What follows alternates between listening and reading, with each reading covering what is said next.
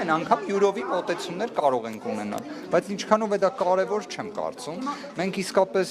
անհամեմատ ավելի լուրջ խնդիրներ ունենք, որոնք մեր հայրենակիցները ակնկալում են, որ մենք դրանց պետք է արձագանքներ տանք, դրանց վերաբերյալ լուծումներ պետք է առաջարկենք։ Ի վերջո,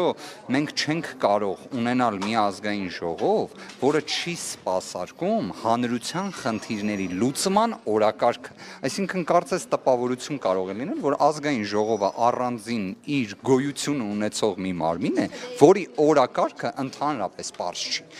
Այն, որ այս փուլը որոշակի առանձնահատկություն ունի, դա իսկապես այդպես է։ Այսինքն ձևավորվում է ազգային ժողովը, մշտական հանձնաժողովների նախագահներն են քննարկվում, փոխխոսնակները եւ այլն, սա process է, բայց պատկերացրեք հիմա մշտական հանձնաժողովի նախագահի տեխնացության հարցն է քննարկվում, որը վերաբերում է տնտեսական հարցերի մշտական հանձնաժողովին, կարծես թե հենց ամենասուր խնդիրները հիմա վերաբերում են սոցիալ-տնտեսական բնույթին, բայց ես որևէ մի բովանդակային քննարկում այդ մասով հենց նույն հանձնաժողովի նախագահի տեխնացու պարոն Բաբկեն Թունյանից չեմ լսել։ Շատ լավ, պարոն Բաղդասարյան, ամեն դեպքում Էդգար Ղազարյանի արածը բարեվարկության նորմին խախտում էր, թե չէ։ Սրիկայություն բառն օգտագործել։ Գիտեք, ես ինքս լինելով իրավաբան, մշտապես խոսույթի հարցում ցուցաբերում եմ չափազանց բարձր զսպվածություն։ Ճիշտ է դա թե ոչ, յուրաքանչյուրը ունի իր յուրովի մոտեցումը։ Ես բնավ չեմ պարտադրում իմ մոտեցումը։ Միաժամանակ, եթե նայենք վերջին տարիների քաղաքացիական պայմանագիր կուսակցության իշխանության ժամանակահատվածում դատարանների պրակտիկան, եթե հնչեցվում է այնպես, ինչպես հնչեցվել է, սրիկայաբար, ապա նշվածը դատարանները քաղաքացիական պայմանագիր կուսակցության իշխանության ժամանակահատվածում այն վիրավորանք չեն որակի, որովհետև կորակեն այն ոչ հասցեական ուղղված մի խոսք։ Սա ձեզ դատարանների մեկնաբանությունն եմ ներկայացնում։ Արդյոք ընդհանրապես նշվածը ընդունելի է թե ոչ, դրա մեկնաբանման տիրույթը գտնվում է ազգային ժողովի կանոնակարգ սահմանադրական օրենքի տեսանկյունից նիստը նախագահողի տիրույթում։ Նիստը նախագահողը, գիտեք ինչ պետք է անի, ես դրան անդրադարձա իմ ելույթում։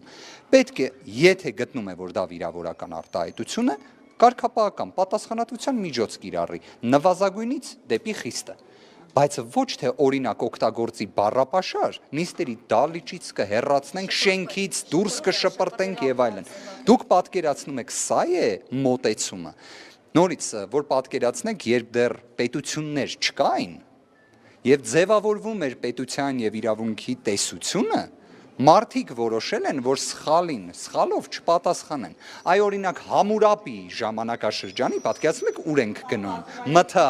Համուրապի կանոններով ստիպված եմ գնալ, ինչի համար։ Տիկին Բեդևյան, ստիպված գնում ենք հետ։ Պարոն Կարապետյանի գնահատականը շատ հստակ էր, շատ էլ ուժի մեջ է, այստեղ հարցը ուրիշ բանում է։ Դուք լսեք ինչ է ասում օրինակ պարոն Ռուբինյանը։ Գնում է ՄԹԱ Համուրապի կանոնները, ասելով ակն ընդ ական, հա, այսինքն ամեն աչքին մեկ աչք։ Պատկերացրեցիք, երբ ազգային ժողովի նախագահի կողմից նման ազդակ է փոխանցվում, դուք պատկերացնում եք դա ինչ ենք մենք մեր հանրությանը փոխանցում, այսինքն որ եթե մի դեպք լինի, աչքին աչքով պատասխանեն, հորդորում եմ, ով դա լսել է, խնդրում եմ նման կերպ չմտածել։ Էդգար Ղազարյանի հայտարարությունների շուրջ քննարկումների Որտեղ այսօր պարոն Ռուբինյանը սպառնաց, չէ՞, սպասում էր երևի։ Ես նաև դրան էլ անդրադարձա, ես ուզում եմ հասկանամ ազգային ժողովը սպառնալից լեզվով խոսելու վայր է, թե ընդհանրապես տենց ուլտիմատումներով խոսելու։ Խմբակցության կողմից պարոն Նարեկ Կարապետյանը դիրքորոշում ներկայացրեց, որն ամբողջությամբ կիսում եմ նաև ես։ Դրան լրացուցիչ որևէ դիրքորոշում այլևս ներկայացնելու անհրաժեշտություն չկար։ Այսօր լսեցիք պարոն Կարապետյանը նշեց, որ որևէ մի նոր հանգամանք նշելու անհրաժեշտություն չկա։ Եվ մի կարևոր բան էլ, ես նշված մասով հիմա եկեք որևէ դիրքորոշում չասեմ, հարցը հետևյալն է, եթե խմբակցությունը արդեն դիրքորոշում ներկայացնում, ինչ ներողության մասին է խոսքը, ասեմ ավելին։ Ինչ հարթ կամ չհարթի մասին է խոսքը։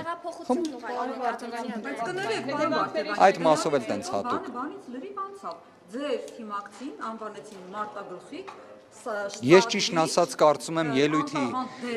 Ես կարծում եմ ելույթի շրջանակներում դրան եւս անդրադարձը կատարեցի, ուղղակի մի բան եկեք ֆիքսեք, եթե դուք ժամանակ ունենաք օգոստոսի 2-ի ազգային ժողովի նախագահի թեկնածու պարոն Ռուբինյանի ելույթը, որ լսեք, այնուհետև փոխխոսնակների ելույթները, որ լսեք, իրենք հետեւյալն էին ասում, որ երբ իրենք նստած են լինելու համապատասխան աթոռին նախագահության, ապա իրենք չեն ներկայացնելու քաղաքական թիմին։ Դուք դա տեսնում եք այսօր։ Այդ հարցին պատասխանեք։ Իդեպ բարդ հարց չի։ Եթե դուք նայեք օրինակ եվրոպական մի երկրի կամ եկեք հեռու չգնանք, ԵԽԽՎ-ի նիստերը նայեք։ Այնտեղ դուք պատկերացնում եք, որ նախագահողը, ով մի քաղաքական թիմ է ներկայացնում, կարող է նման կերպ մոտենալ հարցին։ Եթե եղել է մի արարք, որի վերաբերյալ պետք է միջոց ձեռնարկվի, այդ միջոցների ձեռնարկման ձևը գրված է ԱԺ կանոնակարգ սահմանադրական օրենքում։ Այն ազդակը, որը տրվում է, իմ մոտ տպավորություն է, որ քննչական կոմիտեն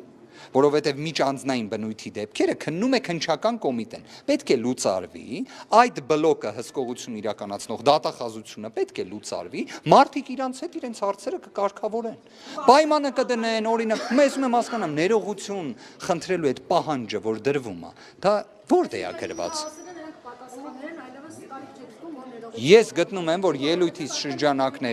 ելույթի շրջանակներում կոնկրետ հանգամանքներ նշել եմ, կարծում եմ դրանք եթե ընկալելի լինեն, ուրվագծային լինեն, միտեղ թող շատ չգովաբանեմ խոսքս, բայց ուղենիշային լինեն։ Ես անկեղծորեն եմ ասում, միգուցե որպես իրավաբան դեռևս շատ եմ հարցերին իրավական տիրույթում նայում, բայց մի հատ գաղտնիք բացեմ ձեզ, ամբողջ կյանքը դա հասարակական հարաբերություն է, որը կարգավորվում է իրավունքով եւ օրենքով։ Հետևաբար երևի պետքա որ հակառակը լինի։ Իրավաբան լինելը քաղաքականության մեջ օգտակար է, շնորհակալ եմ։ Եվ նաև ինչու է պայմանավորված, որ այսօր բոլորդ ներկայացել եք առանց փոխկապի։ Քիչ առաջ գործընկերը նշված հարց տվեց, ես անկեղծ զարմանում եմ, որ դուք այդ աստիճան ուշադիր եք։ Ես իդեպ, եթե այդպես է, չէ, ես իդեպ ձեզ չեմ ասում, ես նկատեցի դա, ես հիմա նույն հաջողությամբ պատկերացնում եմ արդյոք փողկապի գույները, որովհետև նաև տարբեր փողկապի գույներ եմ ունեմ ես օրինակ։ Դրանք եւս կքննարկվեն, թե չէ երբ փողկապով լինում են։ Խնդրում եմ հետևողական լինել այդ